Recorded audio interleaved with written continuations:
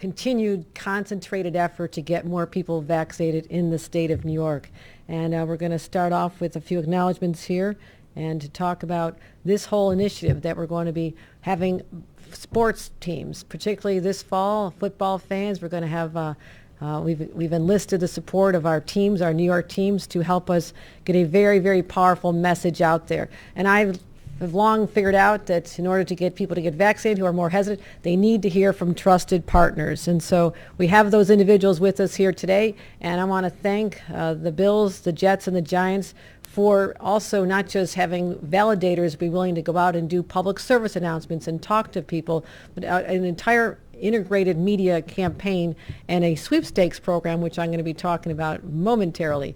We're trying to get all people who are unvaccinated right now vaccinated, convince them with special encouragement videos and radio messages with special alumni players from each of our teams. And so that's what we're doing. We're launching our vaccine sweepstakes. So here's the plan, teams. You can enter if you get vaccinated now between now and October 15th. You can win merchandise, football tickets, and how does that sound from our New York teams? And we're going to have everyone who's vaccinated, 12 and older, between the 9th of this past month, so if you're already vaccinated, you're eligible, all the way up to, 10/25, October 25th. And parents can enter for their children as well, for kids under 18. And prizes include sets of game day tickets, over 200 tickets. Hear that, sports fans? 200 tickets available for fans of our New York teams. FaceTime calls with alumni players. I think that sounds like a lot of fun. Special VIP in-game experiences and signed gear from our favorite players. So go to ny.gov, Vax and Win to learn more. And we're going to have drawings every single week for 5 weeks. And the earlier you get vaccinated, the sooner you're going to know if you are winners. So do it early, do it often, and this is how we're going to try and get a little excitement from our fans out there across the state of New York. And to kick us off and have the conversation on exactly what this is all about, we're going to have representatives and alumni from our teams for a special message. And folks, no secret to anybody where I'm from. We're going to hear from Kim Pagula, the owner of the Buffalo Bills, as well as Bruce Smith, who used to live down the block from me. And at Halloween, he gave out really big candy bars. Good to see you both again, my friends. Hi, Kim. Hi, Bruce. Yes, hi, Governor Hochul. Very nice to have for us to be here with you. Sorry we couldn't do it in person, but the Buffalo Bills, we'd like to thank you, Governor Hochul, and the state, in New York State, and the Department of Health for really leading this very important initiative. And we are beyond excited to be partners with the state, the Giants, and the Jets to help promote the importance of vaccination to our New York families and to football fans across the state. It is our collective goal to protect and keep each other safe so we can beat this virus and have some fun while doing this. We have asked our Hall of Famer, Bruce Smith, to help us lead this charge. Good morning, Governor, Hi, and Bruce. all of New York. Good morning. I am fully vaccinated, and it is important that all of New York gets vaccinated in this fight against COVID-19. Together, we can protect one another from this deadly disease, and we can get back to life as normal. So get vaccinated, protect your loved ones, and go Bills. Yes, Go indeed. Bills. Yes, indeed. Although I can't say that right now, but okay, we're good. We're good. Thank you, my friends. Right now, I'd like to introduce some of our favorite Giants players. Carl Banks and Sean O'Hara are going to say a couple words as well. Gentlemen, want to come over? Thank you, Governor. Well, we're very proud to be a part of this effort in encouraging folks to get vaccinated. And, you know, as a defensive player, sometimes the best defense is a great offense. And I'm encouraging everyone to go on offense against this COVID-19 virus and get vaccinated. It's the way we get back to normal life as we know it, as we've known it. And we support this effort, and I'm encouraging everyone. I am fully vaccinated myself, and just want to make sure that we get the message out there that, you know, let's go on the offense so that we can defeat this COVID pandemic. Very good. Thank you. Thank you. Let's take a look. Well said, Carl. Thank you, Governor Hochul, for having us here. We're honored to be here on behalf of the New York Giants and partner with the Department of Health to try to get 100% vaccinations. Carl mentioned offense, and it's great to hear a defensive guy talk about offense. Listen, playing defense is wearing a mask. Playing offense is getting a vaccine, being proactive. Let's not be on the defensive anymore. Let's be aggressive and let's go for it. I think we're all up here representing teams, and every championship team that I've ever been on, every great team that I've been on, is we all do it together. We're only as good as our weakest link. So don't be that weak link, and let's be a team. New York State, let's be a team together. Let's win together. Let's get to 100%. I think we're at 82% right now, vaccination percentage-wise. Let's do it all together. Together, everyone achieves more. Thank you. Thank you. Go Giants.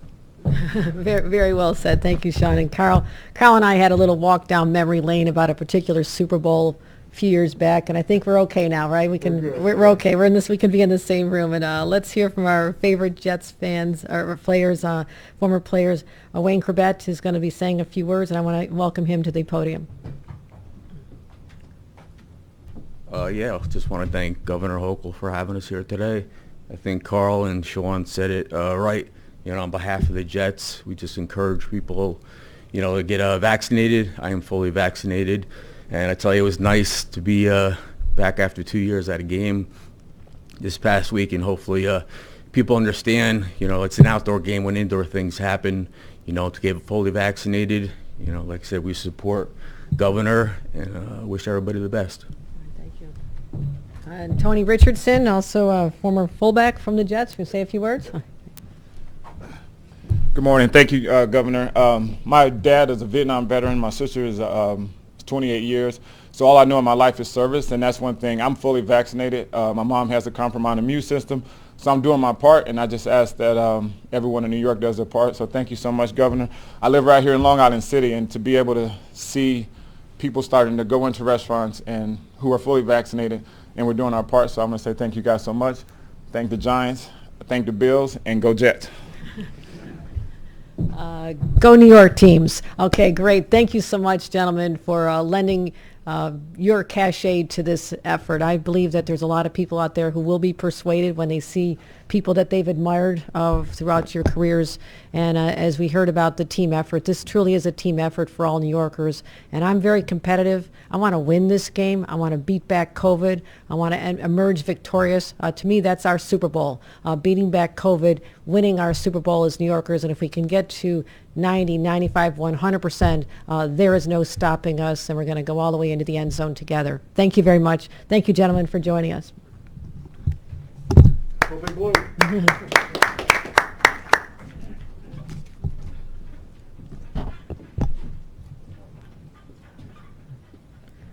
All right, well, that's exciting. You can all run out the door and sign up now. Go to our website to make sure that you are eligible for these great prizes, to have FaceTime conversations with players and sweepstakes to get lots of tickets. It's going to be great. So let's go over our weekly update to make sure you all have the data as I get it. And our priorities continue to be kids in schools, and now it's about keeping them in schools, returning people safely to work, and also getting people vaccinated and reopening New York. So let's just talk about some of the numbers. Overall, we're looking at a 7-day infection rate of 2.75, which again is trending in a better direction. I'm happy to see that. We still have some high areas. I'll be up in the North Country, I believe Friday, which is tomorrow, and the numbers are approaching 6%. That is a cause for major concern for us. I was in the Finger Lakes yesterday, coming down a little bit, which is good, but still in that area we're not satisfied. So overall the state looks good, and a lot of that's driven by the city of New York, which is still an extraordinary story. When you think about the population levels here and the people who are coming in from other states and other parts of the country, and in another month and a half we'll be having people from around the world.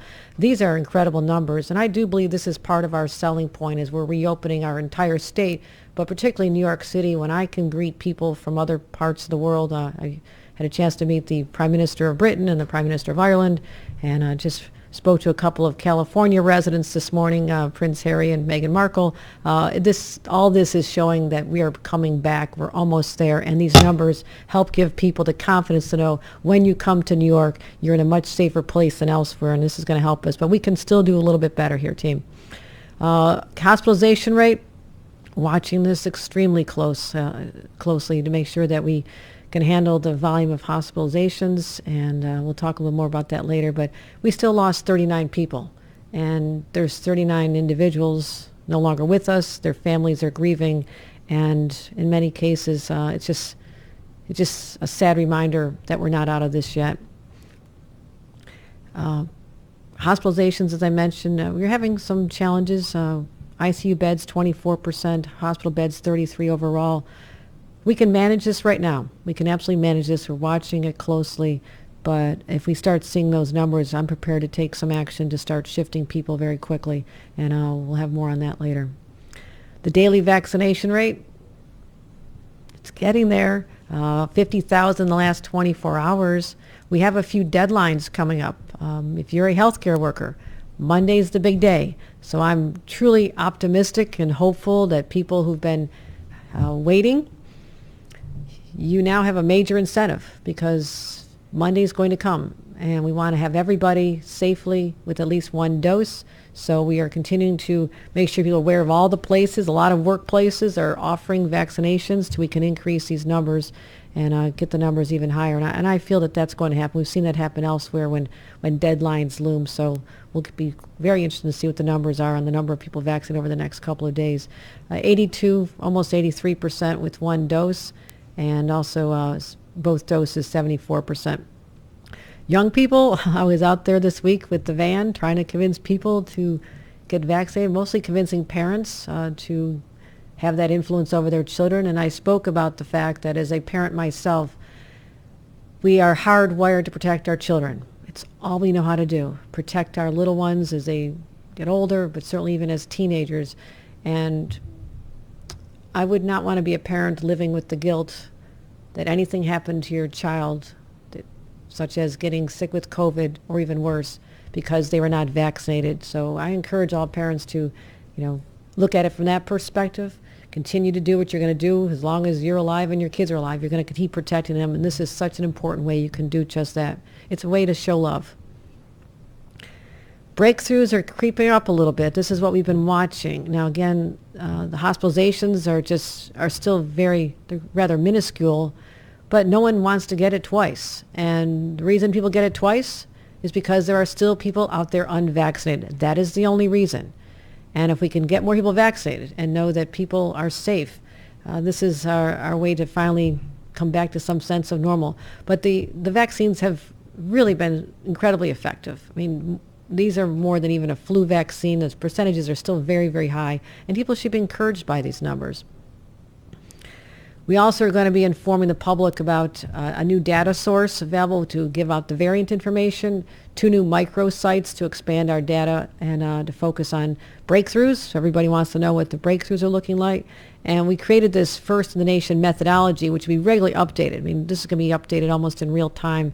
And let the public be empowered to understand, what fact-based education looks like. I'm getting this data. I don't need to sit on it. I want to make sure everybody pays attention and has this information available to them. So these are the 2 sites that you'll start getting our information, so everybody can be part of this whole public health initiative. Boosters.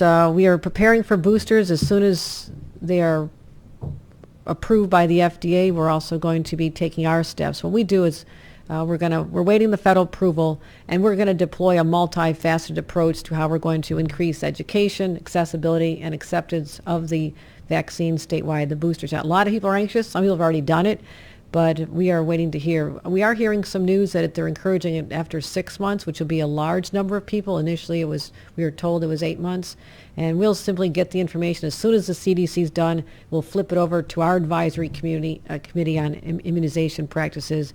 They met yesterday. They're meeting again today, and we'll be making sure that our health experts monitor this closely. So CDC approves it, get the okay for specific classifications right now, and knowing that they're very likely to expand. And I just want to make a point about the people are saying, well, there's such conflicting information coming out of the federal government, it keeps changing, and it's supposed to be 8 months, it might be 6 months. I think everyone understands, especially the information coming out of the federal government, everyone's doing the best they can. Their circumstances are evolving. We don't have a playbook on how to deal with the global pandemic. But I do trust the CDC in this administration. I trust the FDA, and we'll also have our other additional layer of scrutiny, but this will not delay us getting those boosters out to people. As vaccine, the FDA approved Pfizer, people who are 65, immunocompromised or other high risk. High risk, they're talking about people who are exposed, healthcare workers, people who are in grocery stores, people who really are frontline workers. And we'll be continuing, we're ready. We know how to do this. We know how to set up the sites. We know a lot of employers are making it available on site. We know that the pharmacies are heavily engaged. We know we're going to be going again into nursing homes. So we are prepared. We've been working with our local partners, which is a high priority of mine, to continue engaging our local providers and giving them all the resources they need to be successful. So if you're not sure if you should, if you're considered immunocompromised, the one person who knows is going to be your doctor, and talk to them about whether it makes sense for you to get this shot. We think it's really important that more people get this, just as that extra layer of protection, like putting on an extra winter coat as the weather starts getting colder. So we're going to we let you know there's already 8,000 people ready to roll for our booster shots, and we want people to be participating with this very intensely. We want everyone to get a booster as soon as you're eligible. I mentioned the Vax to School program. I mentioned my mom guilt. It was very effective when I was raising my kids. I still can use it once in a while, and I'm using mom guilt on moms now, letting you know that this is really an important step you can take to protect your children. And our numbers, again, are not great, but I was out in Flatbush this week, and we announced 120 Vax to School pop-up events, which everyone's getting really excited about seeing our van come around. So we're going to continue on that. And I do want to thank all the teachers and everyone who's been engaged in this from the beginning. The teachers who are showing up, I'm so impressed with them. What they went through last year, and I said this when I was in Flatbush earlier this week, they went through hell and back last year trying to figure out how to teach remotely. Do they have the connectivity? How do they put together a lesson plan? And then many times their own children were at home. Let's not forget the stress they had to be under. And they persevered. They got the job done. And now, of course, everyone was anxious about coming back into schools, but they did. They are in our classrooms, and we're working very hard to make up for literally over a year of lost time in the education and the development of our children as they were isolated from normalcy during the early months or first year and a half of this pandemic. So we're going to continue focusing on that. We're also focusing on a deadline that is looming, one that has been known for many months, so there's no surprise, and that is that our expectation is that all healthcare workers in the state of New York will be vaccinated by Monday. Again, plenty of notice, plenty of availability, plenty of chances for people. Many times it was the work site that has provided this. And what I've been doing, and my team's been working very closely with our healthcare unions to ensure that we have continued care. Yesterday we reached an agreement with nurses who represent, the unions who represent the nurses at our SUNY system hospitals. And this is what I have direct control over as state workers. And we want to make sure that we're rewarding them for the stress and challenges they were under and continue to be under. And this is just one solution. I'll be announcing a whole series of initiatives that we are doing to be prepared for a situation on Monday, which I hope doesn't happen. It does not have to happen, my friends. It does not have to happen. What is looming for Monday is completely avoidable, and there's no excuses. And I'm asking every single healthcare worker who at some point in their life, maybe as a child, as a teenager, decided that they wanted to do something quite extraordinary. They wanted to dedicate their lives to helping other people, helping people when they were most in need, when they were most vulnerable, when they were sick, whether they're in a nursing home, whether in a hospital. These are obviously very caring people, or they would not have chosen this profession. And I have utmost respect for every single one of them. And I want to say to the 84% of healthcare workers who are vaccinated, God bless you. Thank you for doing what you know is right.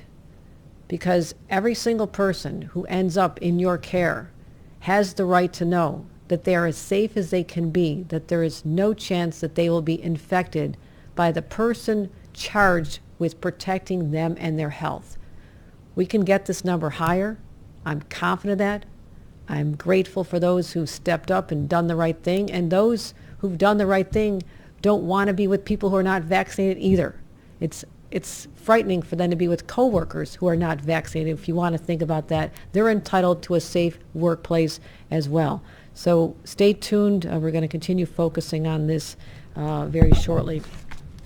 And I wanted to also make an announcement today. Dr. Zucker has submitted his resignation, our Commissioner of Health. I agree with his decision. He has been a dedicated public servant for over 7.5 years. He worked hard through the pandemic, and I want to thank him for his service on behalf of the people of the state.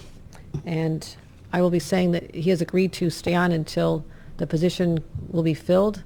He understands that in this time, I've wanted to take the first 45 days to assemble a new team going forward. That process is ongoing, and he understands and he respects that, and he also has an opportunity to move on to new ventures, and I appreciate again his service. With that, we have exciting news about the Buffalo Bills, the Jets, the Giants, the tickets, the excitement surrounding that, and encouraging people to participate in our sweepstakes. We want to make sure that all of our healthcare workers know how much I appreciate from the bottom of my heart those who've stepped up to be vaccinated, and the unions who are working with us to make sure that we don't leave any facility short-staffed, but we will have a deployment program that we're going to be announcing, possibly in anticipation, but this can be 100% averted. I'm saying that now. I hope I don't have to say it again, because it would be phenomenally unfair to your coworkers, the people entrusted in your care, and all of New Yorkers, that we will have our recovery held back by individuals who choose not to get vaccinated when we finally have this life-saving vaccine that in other parts of the world people are clamoring for. We have it here, and shame on us if we don't take advantage of it. With that, I think we'll take a couple of Zoom questions, then go to our in-person. Your first question comes from Zach Williams at City and State. Zach, your mic is open. Good morning, Governor. Thank you for taking my question. There's been a lot of talk about criminal justice reforms over the past year and, of course, in recent weeks. I was curious what your thoughts were on the proposed decriminalization of sex work. It is absolutely something I've thought about, and I'm considering, and I'm discussing it with many advocates and people who have strong opinions on this. Thank you very much, Governor. Your next question comes from Bernadette Hogan of the New York Post. Bernadette, your mic is open. Bernadette? Hi, Governor. How are you? Thank you. Very good. So Dr. Zucker has submitted his resignation. Wondering, did you or your administration put any pressure on him to resign, especially given the past year that we've had, and of course his ties to former Governor Andrew Cuomo and the nursing home policy? Wondering, do you have anyone in mind right now? Do you have any applicants that would be able to fill this post? And also, as a follow-up, you said yesterday that you were looking into temporary visas for foreign workers to fill these anticipated slots that might be empty in hospitals and nursing homes. So what is that going to look like? Where are these replacement healthcare workers coming from? What's the plan? Well, I'll start with the last question, see if I remember the first one by the time I get through your probably 3.5-part question, Bernadette. This is something that we have to work with the Department of State on first, and this is a conversation we've already been having to talk about the opportunity we might have in freeing up the visa system to have some temporary workers come from places like the Philippines, where many nurses go elsewhere. I literally had this conversation with the Prime Minister of Ireland when we sat where I am right now and talked about, do you have any, everyone I'm talking to, I'm saying, do you have any healthcare workers you can get over to us? But it is going to be a Department of State approval process that we have to work through. So this will not help in the next couple of days, but it would be great if we can, and we're going to be continuing to find ways to adjust our licensing requirements so we can have out-of-state healthcare workers, but I have to take some other steps to make that happen. And I think everyone understands that last year was a different dynamic in terms of the authority that was conferred to the governor by the legislature under the emergency declaration. And I have to work within the restrictions I have right now or to figure out how to get around that. So that's what we're working on right now. But I'm taking it very seriously. I want to send a message to all the healthcare facilities across the state. first of all, God bless you for what you've been through. I've talked to many of you, and I know that this is an additional burden you were not looking forward to, but you also have all told me that you know it's the right thing to do. You know that all of us have a responsibility to make sure that our healthcare facilities are safe. People coming in sick, people who are immunocompromised, perhaps by nature of them being there, they need additional help. That's why they land in a hospital, or they need assistance. They're in a nursing home. These are the most vulnerable people, and those people deserve healthy workers who have taken every step they can to make sure they will not spread the virus to them. So I thank them, and we're literally working the second I walk out of here, getting back to our effort to make some announcements to make sure that we do the best we can for Monday. It's not going to be perfect, but it can be. It can be a perfect situation if we can get the holdouts to understand the power they have to help us get back to normal, and I'm pleading them to see it in that perspective. With respect to Dr. Zucker, I think I made it very clear on my first day in office that I'll be looking to build a new team, and I am building that team. I'm just taking some time to build that team, but there'll be other changes forthcoming. But I do respect everyone who's been a public servant. I thank them for their service. And yes, Bernadette, I know that there's been a number of individuals interested in joining our administration at all levels, which I find very exciting. And literally by the day, as we tick down the clock that we imposed on ourselves, will be more announcements about who those individuals would be. I thank Dr. Zucker for his willingness to stay on board so we don't have a gap in leadership until a person is identified, is onboarded, and is ready to hit the ground running. Governor, this is our last Zoom question. This comes from Josefa Velasquez of the city, and then we'll toss it back to you in the room. Okay. Hey, Governor. Hello. Today, or later today, the City Council is going to be voting on a package of bills that would provide a minimum working standard for app-based delivery workers. I'm curious, is your administration looking into the reclassification of gig workers or providing some sort of support for a lot of these workers in the gig economy? I'm having trouble hearing the question. Can you? Yeah, she's asking if we're looking into anything to support delivery workers and establish minimum wage standards. We're looking into that. Oh, absolutely. Absolutely, we're looking at that. Yes, we are. And God bless our delivery workers, too. My gosh, how did we rely on them so much last year? It was incredible what they did. So, yes, we're taking a close look at that later today as well. Let's go to the people who showed up in person. Start here, Zach. Let me ask you, there's an op-ed in Newsday today from an ally of Governor Cuomo's, which refers what happened at Cuomo as a, quote, coup.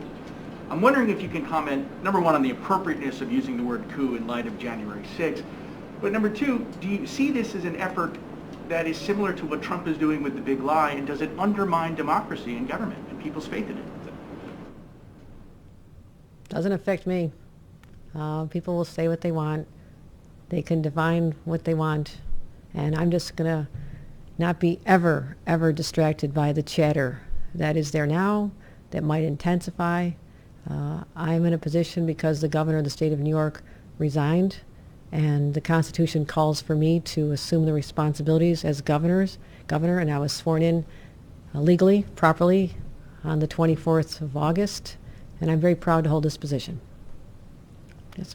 What is your assessment of where we are with Delta right now? You went through the numbers and said there's sort of been a leveling off. Yesterday, Governor Murphy described it sort of as a plateau. But by the same token, we're getting reports from the teachers union that mask compliance in schools is not great, that the kids are closer than 3 feet.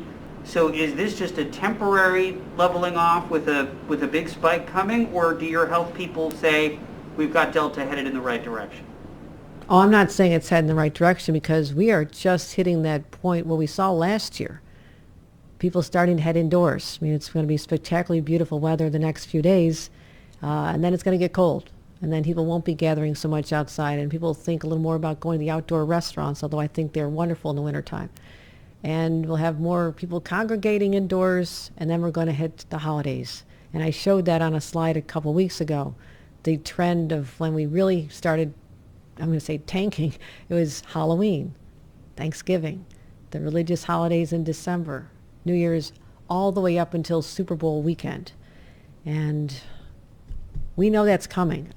There's no chance that I am taking for granted that we'll have a slight trending right now where it's a little bit flat, because I also know we had this sense of comfort in May this year, and if those numbers had held, we would not be wearing masks today, and we'd say we won. And then all of a sudden the numbers started going up. So I've been monitoring this long enough and am steeled with the purpose of making sure that we are prepared for the worst at all times. It's like preparing. I'm mentally prepared for a hurricane every 10 days now after what I saw. I'm prepared for the pandemic to continue until it doesn't. I'm not an alarmist, but I'll always make sure that we are prepared. And I want people in school to be wearing the masks. They have to be wearing the masks. We cannot afford to have shutdowns. Occasionally we'll have that situation, but I'm not going backwards, and the state is not going backwards to a time where we have to have kids learning remotely, or we have to start shutting down businesses. Those are always options I choose not to exercise, but I have to keep a close eye on where the numbers are going, and I'm not going to feel comfortable for many more months to say that we have this under control. Yes. Hi. In terms of the vaccine mandate, my understanding is that a federal judge has blocked the enforcement of the mandate until the court date next week. I'm wondering, the city's vaccine mandate, the TRO, was lifted, but only after medical and religious exemptions were factored in for teachers. I'm wondering, is the state in similar talks behind closed doors? Is there a similar consideration, or are you standing firm in no religious exemptions? You're referring to the religious exemption case for healthcare workers, and yes, we are in court on that on Tuesday. And no, that does not prohibit us from exercising this. That is a very limited class of individuals who are claiming that. I believe there's actually 14 or 17 plaintiffs in that case. Limited number of people. That has no bearing on our strict deadline of Monday. That, again, maybe I'm optimistic. That's how I always am. That people will realize that this is serious, that there's not going to be a change in my position, because I'm not going to do anything that'll compromise the health of the people of the state that I'm charged to protect. And I believe it's critically important for our healthcare workers to be as healthy as they can before they attend to the health of others. That's what this is all about. Can you just clarify then, on Monday in state-run facilities, will those employees be suspended, or can you talk about what the logistics of Monday are going to look like? We are working out with the unions the exact details, and that's been part of the negotiation, what happens on Monday. And that'll all be reported on as soon as everything's settled. But we are in constant communication with the unions who represent these individuals, and we'll have an outcome in place before then. And I assure you, I'll make sure everyone knows about it.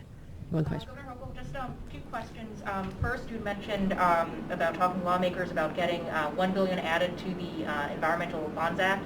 Have you heard from them, and if so, what have they said? And second, I just wanted to ask, you have mentioned bringing in your Lieutenant Governor, Brian Benjamin, as a partner in criminal justice. He is on the record as saying that he supports the defund the police movement. I want to know where you stand on that in your partnership as you begin to approach criminal justice issues. We do not support defund the police. No one in my administration does. That was a catchphrase that had very negative connotations. And I believe that we have to continue to fund the police in the state to make sure that they can protect particularly black and brown communities where sadly and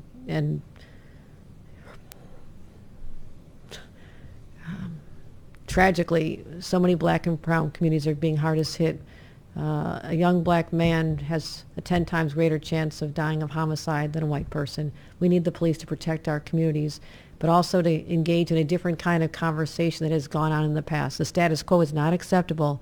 There are reforms that can and should be and will be had in terms of better communication, and any time someone, a member of law enforcement, crosses the line, as we saw too often even nationally over the last few years, there will be very severe consequences. But no one in our administration supports defund the police.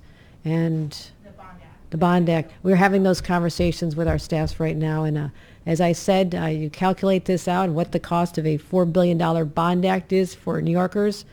It's the cost of dinner for two at Shake Shack. That's just one shake and one burger. I was there the other night. I think people who love their children, care about their planet, will sacrifice the cost of that once a year to be able to ensure that we have deployed all the resources we can to hit climate change from a multifaceted approach, and we're going to be very bold and aggressive. This is personal to me as someone who grew up in a toxic wasteland known as Lackawanna. I love the people of Lackawanna, but in Hamburg and all those other joining communities, pollution was just a fact of life. And I want to make sure that we have a clean air monitoring, first in the nation, to be as aggressive as we are, to monitor what our children, particularly in places like Asthma Alley, are breathing. So as you can tell, you touched a sensitive area with me. I'm very passionate about this, and my philosophy, you'll see this in many areas, not just with the climate. It's all about go big or go home. Thank you very much, everyone. Thank you.